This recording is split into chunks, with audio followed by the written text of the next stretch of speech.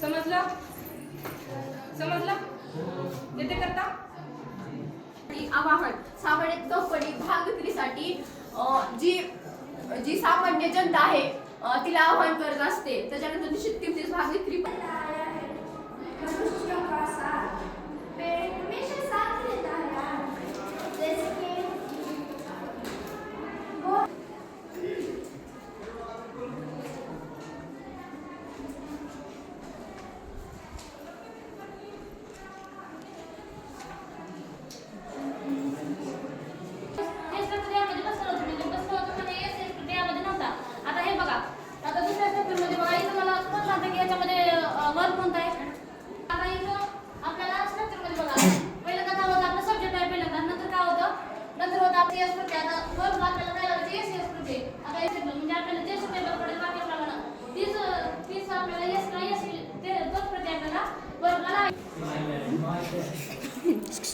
त्याच पद्धतीने ही तंत्रज्ञानाची तिसरी पद्धत मानली जाते.